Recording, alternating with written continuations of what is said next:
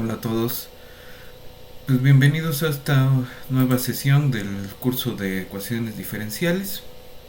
Esta vez pues quiero recapitular de donde nos quedamos.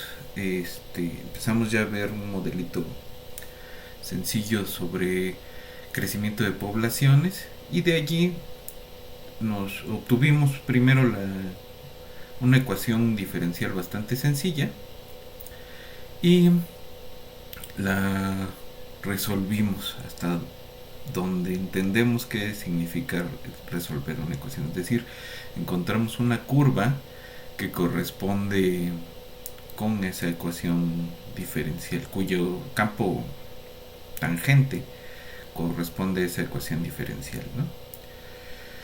Eso ya nos va dando un poco la idea de qué queremos decir cuando estamos hablando de soluciones de ecuaciones diferenciales, ¿no? Estamos buscando curvas cuyo campo tangente corresponde a el, la función expresada en la ecuación diferencial, ¿no? En el lado derecho de la ecuación diferencial. Ahora, eh, dijimos, esta ecuación diferencial es equivalente a una ecuación integral que escribimos. Y sí hice el comentario que esa equivalencia a veces se interpretaba como que estamos jugando a que las diferenciales son, las derivadas son fracciones de diferenciales, ¿no? Son proporciones entre diferenciales, que es un poco la idea del cálculo que tenía Leibniz. Como sea, eh, vamos a tratar de ver hoy hacia el final de la clase, después de ver un par de ejemplos, el, la justificación de esa equivalencia, ¿no? ¿Cuándo de veras nos va a funcionar ese truco? Ese truco que le vamos a llamar separación de variables. Entonces, separación de variables es cuando podemos tener de un solo lado de la ecuación todo lo que corresponde con la variable independiente y del otro lo que corresponde, lo que podemos escribir en términos de la variable dependiente, de tal forma que eso nos va a garantizar que podemos escribir la ecuación integral equivalente y tratar de resolver simplemente integrando los dos lados, ¿no? Eh, Vamos a poner un par de restricciones de cuándo podemos garantizar que eso funcione. Y la otra cosa es que es el ejemplo que vimos, pues es un ejemplo de una ecuación lineal de primer orden y homogénea. Entonces, en general, pudiéramos resolverla siguiendo más o menos cualquier lineal homogénea de primer orden, resolverla siguiendo las mismas ideas. Vamos a trabajar un poco con eso. Entonces, dicho esto, vámonos al pizarrón.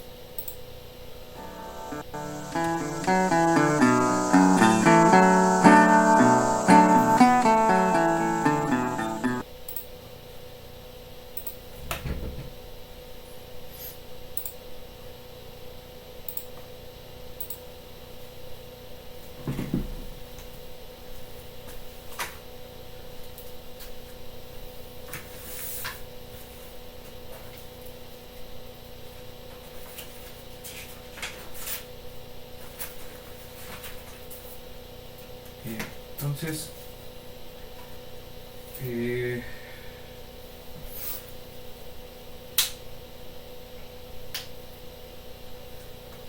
el, los fenómenos de crecimiento exponencial,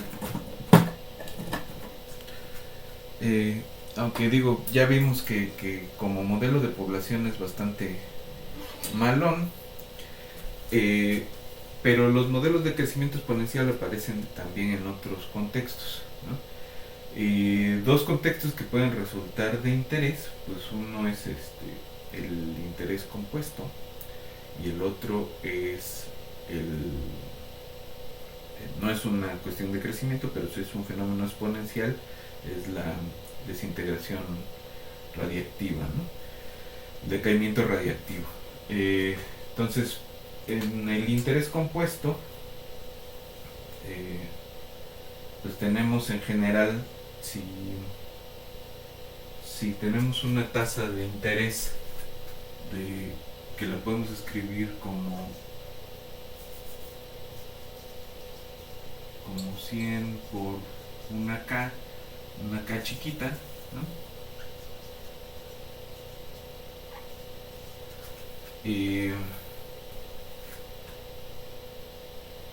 Y ese interés se compone, interés compuesto, n veces en un año.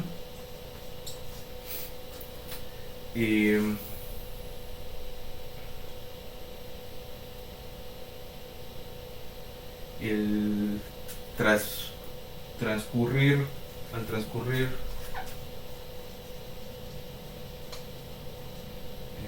t años, tenemos que el dinero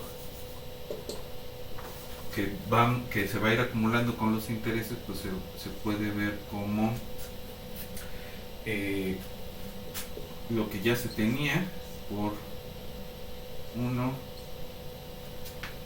menos, no, perdón, más, ¿no?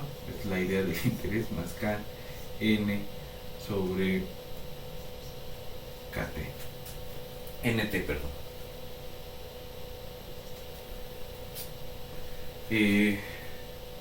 Entonces, en el caso de 365, n igual a 365 es cuando tenemos intereses todos los días, ¿no? Ahora,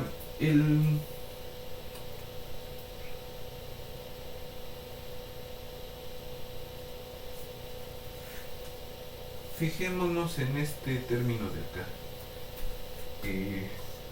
1 más k sobre n a la nt es lo mismo que si tomamos 1 más k sobre n a la n sobre k y todo eso a la kt, independientemente de que esto sea muy pequeñito, ¿no? Siempre que sea mayor que 0.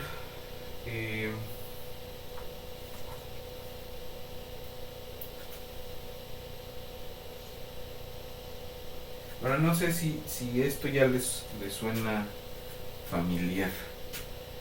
Es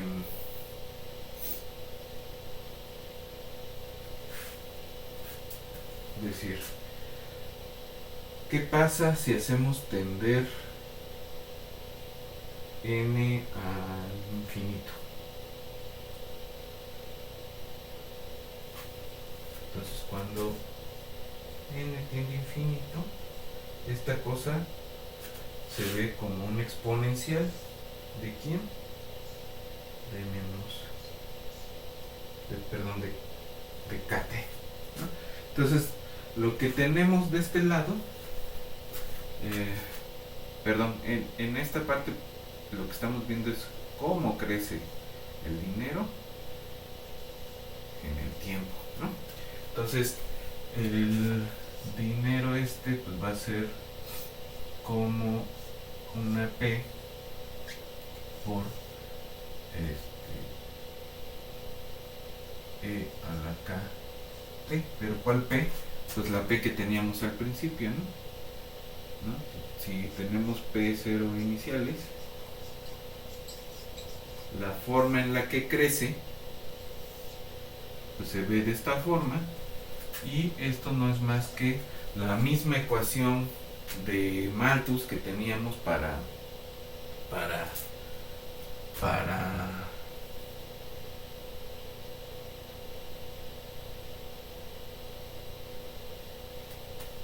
este es, ajá, entonces si se ve como esta cosa, entonces esto se va a ver como K por P, ¿no?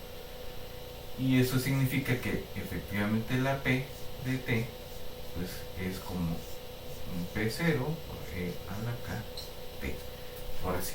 Entonces, en el caso extremo, pues ¿no? Donde tenemos intereses que crecen continuamente, eh, una tasa de interés fija pero continua, el, pues se ve como también un crecimiento exponencial, ¿no? Ahora, este, las deudas que se contraen, algunas deudas que se contraen, sobre todo con tarjeta de crédito, se comportan de una forma parecida. Los créditos hipotecarios se comportan de una forma parecida. Pero no se puede tener, si tenemos recursos limitados, como lo es, si es el dinero el que produce, el trabajo que produce capital, entonces hay una cantidad limitada de capital. Y si las ganancias crecieran exponencialmente, no habría suficiente trabajo para que esto ocurriera. Veámoslo de otra forma, hay una mercancía que se vende bien, y se bombardea el mercado con alguna mercancía, el precio a veces sube, pero se trata de mantener una tasa de ganancia constante con un mecanismo parecido a este. Lo que va a pasar es que en algún momento se va a empezar a quedar la mercancía y va a dejar, o sea, no puede haber un crecimiento de ganancias a tasa constante. Eso se le llaman burbujas financieras, ¿no?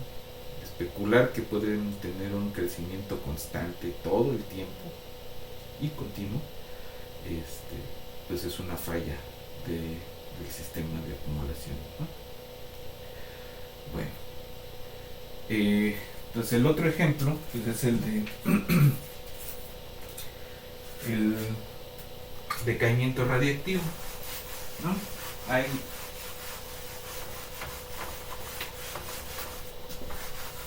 Entonces hay materiales que se van a degradar a tasa constante. ¿Qué significa degradar? Que van a empezar a perder masa y no se van a desintegrar. Entonces, si esto está ocurriendo a tasa constante, si X es una masa de algún material, lo que estamos diciendo es que esto varía con una tasa constante en pérdidas, ¿no? Pérdidas constantes, ¿no? Acá es una cosa mayor que cero, y pues ¿cuánto va a perder? Pues una fracción de lo que ya teníamos. Y pues nada, esta es la misma ecuación que teníamos la vez pasada y que teníamos hace rato acá.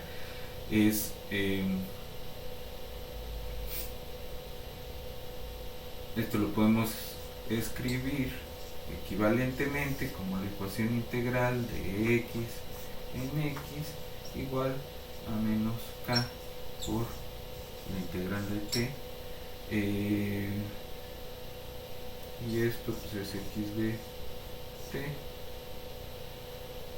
el logaritmo natural de x de t es igual a menos k t más alguna constante, y esto sacando la exponencial significa que x de t es igual a una constante c0 por e a la menos kt, y la constante c0 era, pues no es otra cosa que la x en el 0, ¿no? Si x0 es la masa inicial, entonces x de t pues se va a ver como esa x0 y va a decaer su masa como la exponencial, ¿no?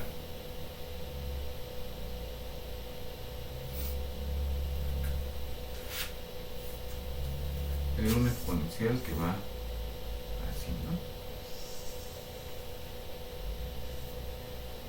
Ok. A partir de cierta cosa, ¿no?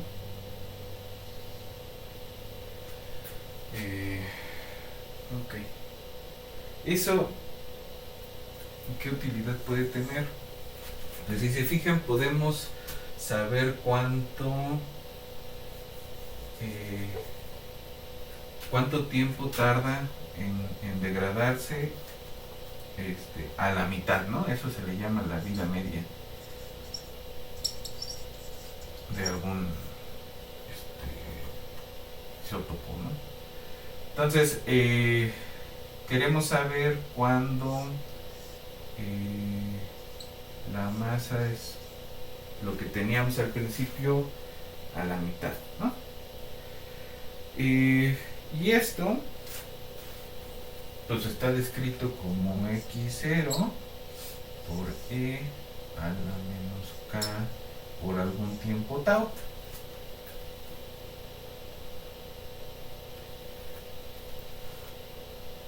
Esto significa que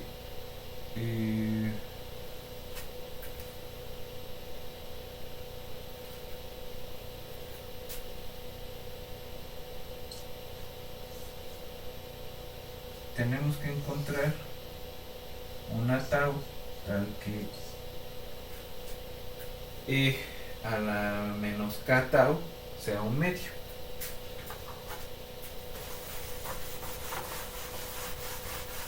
Ahora eso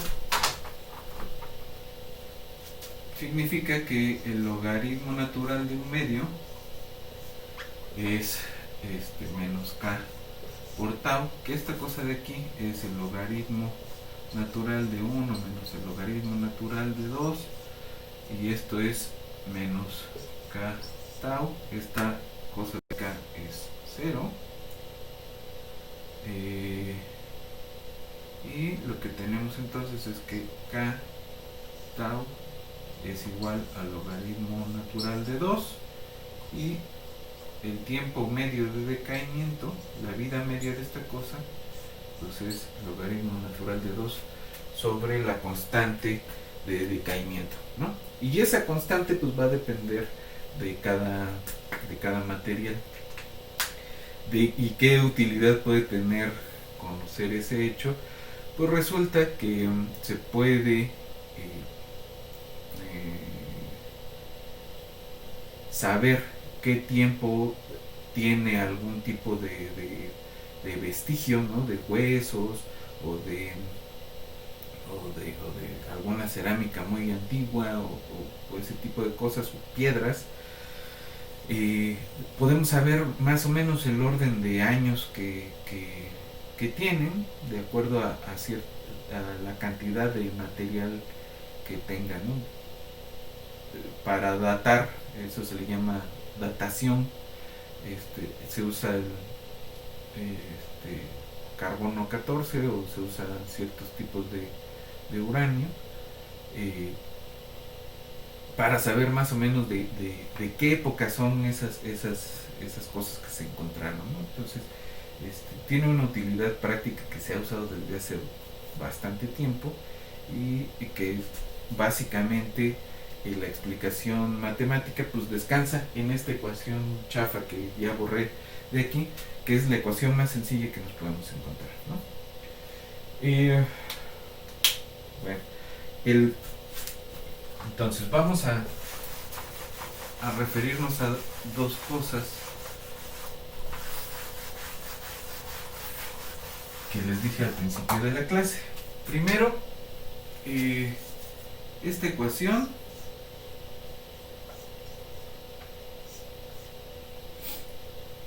depende de una variable t.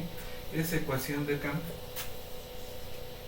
es una ecuación lineal, es una ecuación homogénea, ¿no? En general, una ecuación lineal la podemos escribir como x punto de t es igual a una cosa, una función que depende de t por x de t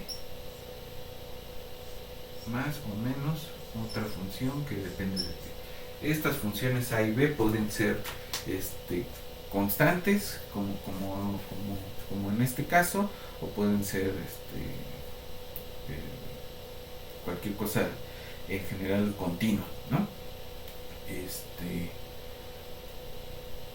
Luego vamos a ver por qué al menos estamos pidiendo continuidad, pero vamos despacito. Y entonces esta es la forma más general que tiene una ecuación diferencial lineal. Y el caso que estamos considerando justo es este de aquí, x de t con a de t idénticamente a una constante k. Entonces es en ese sentido una ecuación bastante sencilla.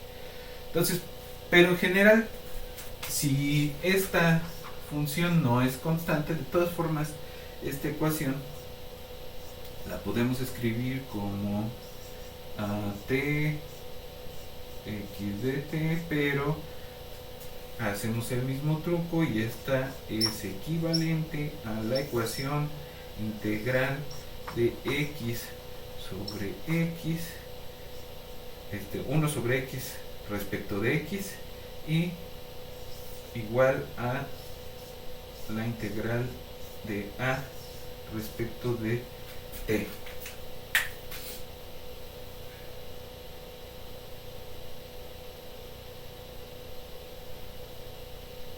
Esta cosa de aquí pues no es más que el logaritmo de x, y esta de aquí, pues, como le estamos pidiendo que al menos sea continua, pues existe la integral, ¿no? Entonces podríamos pedirle menos, que sea integrable, pero luego vamos a ver cuáles son las condiciones mínimas de esa cosa. Entonces x de t pues es a la a t de t más alguna constante, ¿no? Por alguna constante, ¿no? Porque esta va así, más una constante que era la que salía de aquí. Cuando tomamos la exponencial, esta c0 no va a ser más que e a la c que teníamos de ese lado. Entonces, cuando tenemos b de t idénticamente igual a 0, la solución general de nuestra ecuación diferencial se ve de esta forma. ¿Quién es esa c0? Pues esa va a corresponder al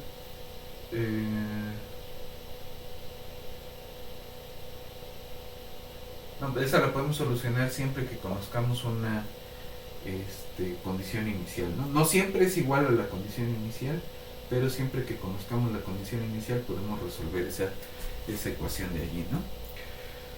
Ok. Bien.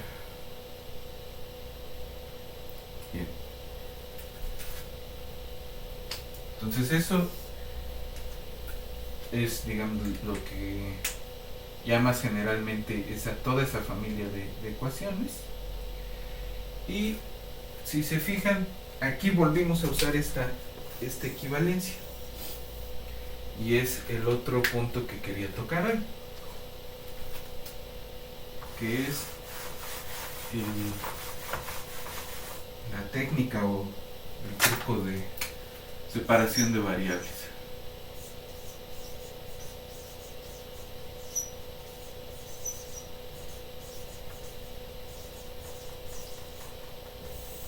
Entonces,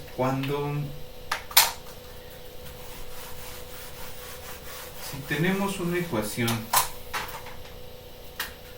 que se vea de la siguiente forma: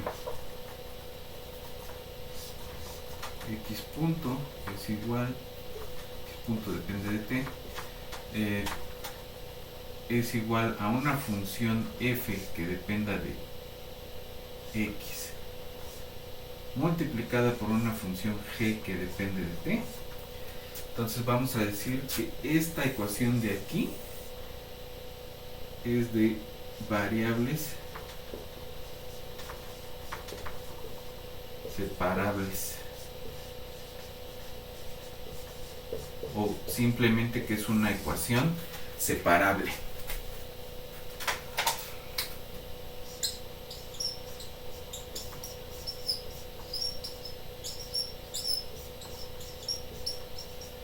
Entonces, y para que funcione nuestro truco de separación de variables, vamos a tener que pedir algo más. Digo, siempre que tengamos una cosa así, vamos a decir que es de variables separables, pero no siempre nos va a funcionar bien la separación de variables, al menos en dos sentidos. Una es que podríamos perder ciertas soluciones, y otra es que podría no funcionar del todo, ¿no? Podríamos tener una integral que no podamos resolver más que numéricamente, ¿no? Con aproximación. Entonces,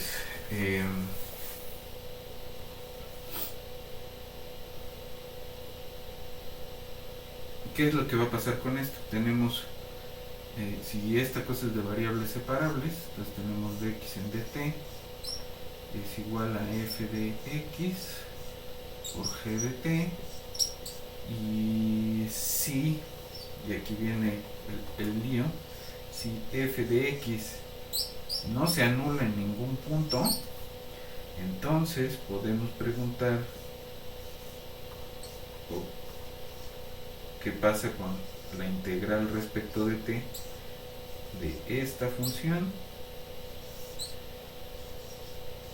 que claramente es igual a la integral respecto de t de esta función de acá.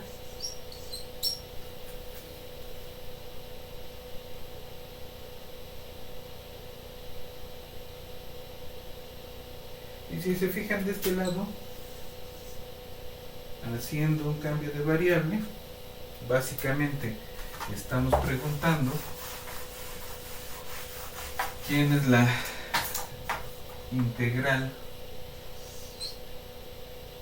respecto de x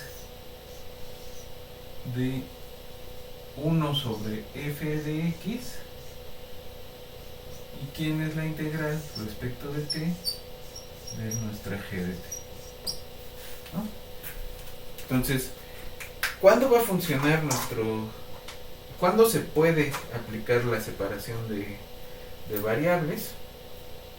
Pues cuando podemos escribir este lado de la ecuación como un producto de una función que depende explícitamente de x, que es la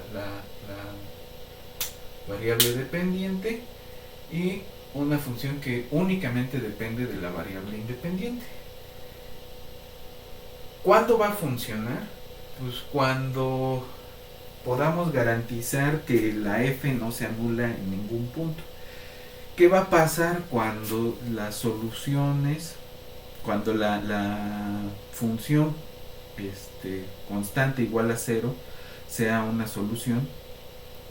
Pues ya la perdimos, ¿no? Ya no, nuestra solución general ya no incluye a esa solución particular constante igual a 0, que a veces, muchas veces nos va a importar. Entonces es una limitación del truco de las variables separables, de la separación de variables. El otro problema va a ser qué vamos a hacer cuando esta integral o esta integral pues sean, por ejemplo, integrales elípticas de alguna especie. Pues ya también hasta ahí quedó limitado nuestro análisis, ¿no?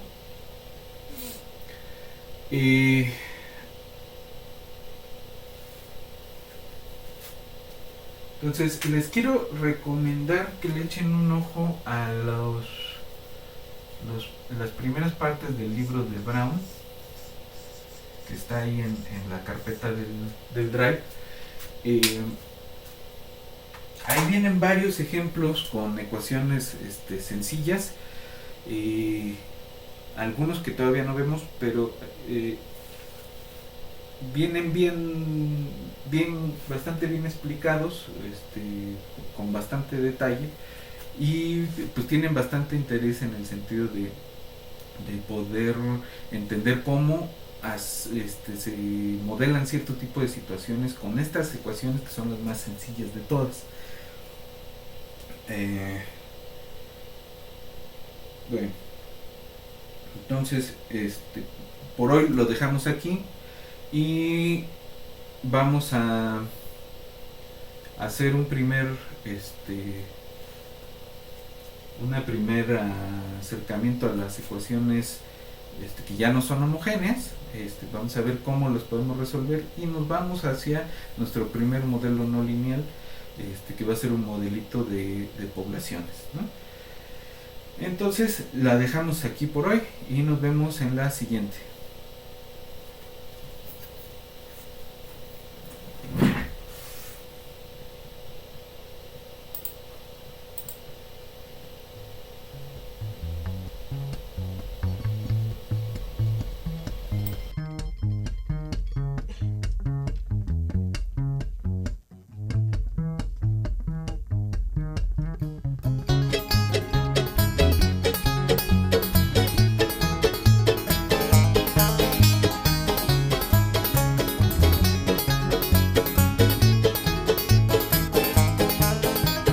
Creep and crawl till you fall